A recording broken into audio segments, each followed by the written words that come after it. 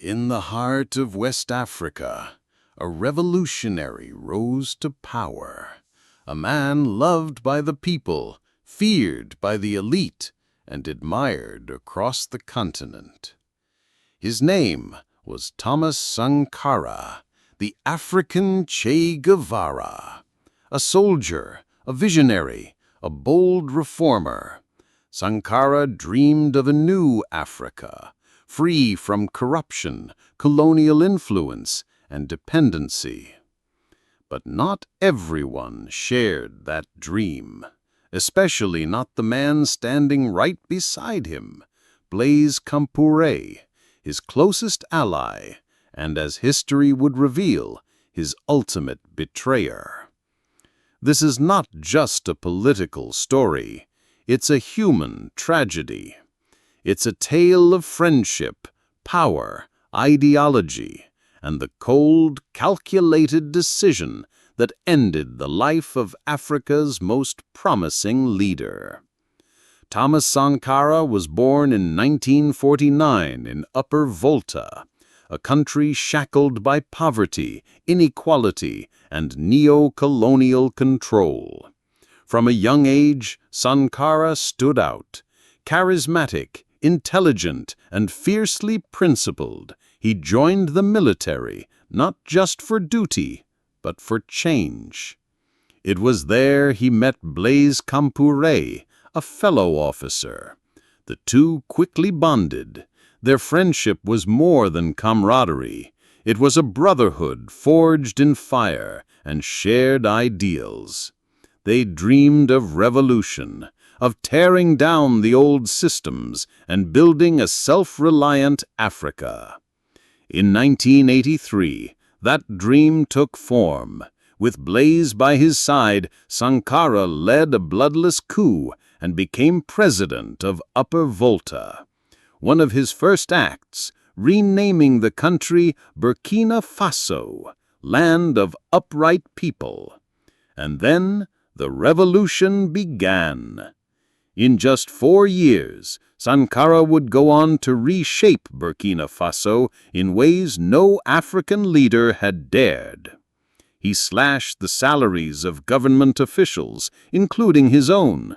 He sold off luxury cars and made the Renault 5, the cheapest car in the country, the official state vehicle.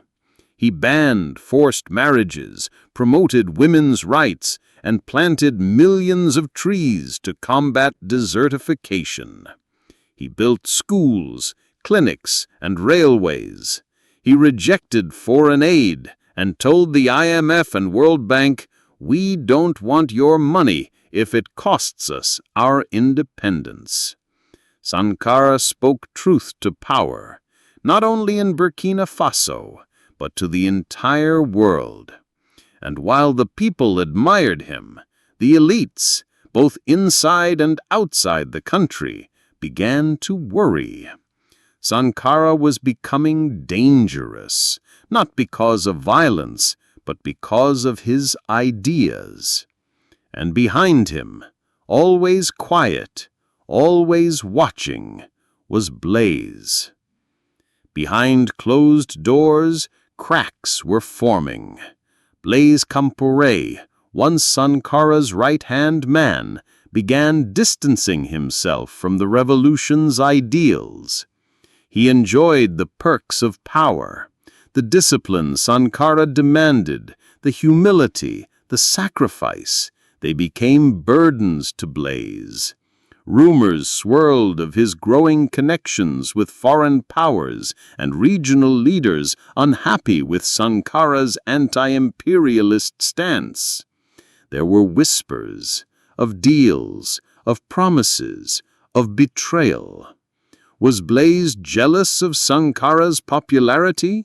Was he pressured by foreign interests who saw Sankara as a threat to the global order? Maybe it was both. What is certain is that on October 15, 1987, everything changed. It was a Thursday afternoon when Sankara walked into a meeting with his advisors at the presidential palace. He didn't know it would be his last. Armed soldiers stormed the room. They weren't enemies from outside. They were part of Blais's inner circle. Thomas Sankara stood calmly. According to witnesses, his last words were, "What do you want from me?" A moment later, gunfire. 12 men died.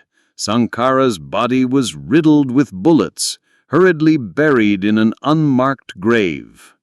Blaise Compaoré emerged hours later, declaring himself the new leader, claiming Sankara had jeopardized foreign relations. The revolution was over. Blaise ruled Burkina Faso for 27 years, clinging to power with support from foreign allies and a brutal security apparatus. He tried to erase Sankara's memory, banning his speeches, punishing his supporters, and denying his role in the assassination. But you can't kill a dream that lives in the hearts of the people. In 2014, mass protests forced Blaise out of power. He fled the country, and a new generation, raised on the ideals of Sankara, began demanding justice. In 2021, decades after the murder, a trial finally began. In 2022, Blaise Compaoré was convicted in absentia for the assassination of Thomas Sankara. It took 35 years, but truth eventually found its voice.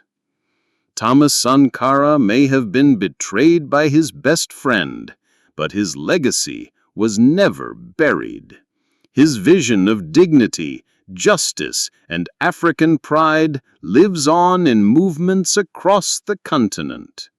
He once said, "While revolutionaries as individuals can be murdered, you cannot kill ideas." Blaise pulled the trigger, but it was fear of Sankara's ideas that truly killed him. They tried to silence him. They buried his body, banned his name, demonized his ideology. For decades, Sankara's presence was reduced to whispers, to forbidden posters, to grainy audio recordings played in secret, to the memory of those who had marched beside him. But the truth? Sankara never died. His ghost walked the streets of Ouagadougou in 2014 when the youth rose up against Blaise's attempt to cling to power. They burned the parliament, held hands, and shouted his name. He was there in 2022 when the courtroom finally spoke the truth aloud. Blaise Compaoré is guilty of the assassination of Thomas Sankara. The very walls of justice, once used to protect the traitor, now condemned him. But the story doesn't end with a trial or a sentence.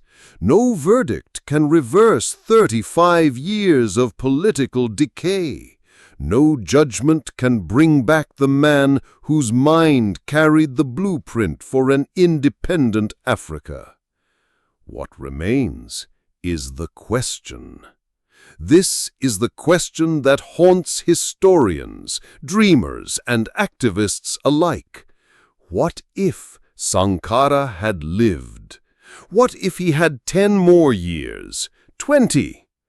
Would Burkina Faso have become the first truly self-sufficient African nation? Would others have followed? Would neo-colonialism have been pushed back? Would African unity, the vision of Nkrumah, of Lumumba, of Sankara, finally have become reality? We will never know for sure. But his ideas, those dangerous, beautiful, stubborn ideas, they've outlived every bullet. across Africa today, from Ghana to Senegal, from the DRC to Kenya, a new generation is rising. They wear red berets, they quote Sankara, they talk about sovereignty, about dignity, about building instead of begging. In Uganda, opposition leaders invoke his name. In South Africa, student movements use his speeches to fuel debates on decolonizing education. In Mali, Burkina Faso, and Niger, even recent coups have justified their actions using his legacy, though not all stay true to his principles. The truth is, Sankara's image has become a symbol. And symbols are powerful. They don't age. They don't bleed. They inspire. But there is a danger, too. Some use Sankara's name without living his values. They want the glory of the revolution without the sacrifice. They quote his speeches but ride in armored cars. They promise change but serve the same old masters. So the question we must now ask is no longer what if he had lived, but who is brave enough to live like he did? Some say Blaise's betrayal was political. Some say it was about power, or pressure from France, or fear.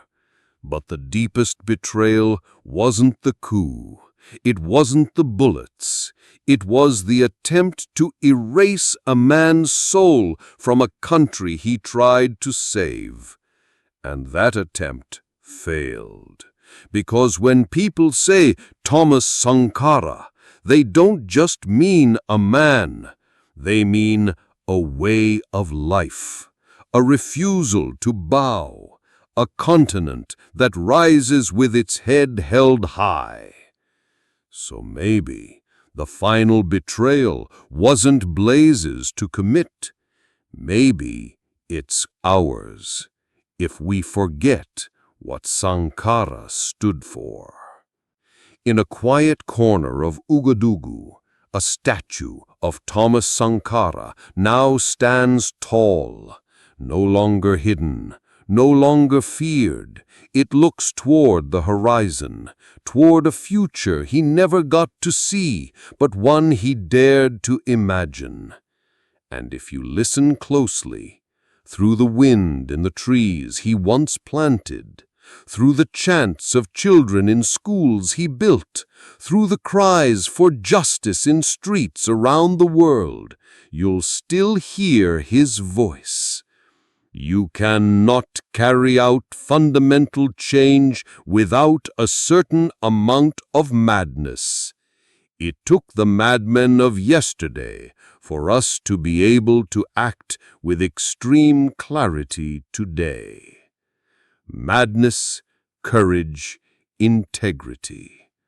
That was Sankara. Now, who will carry the torch? Let's not just remember him. Let's be him.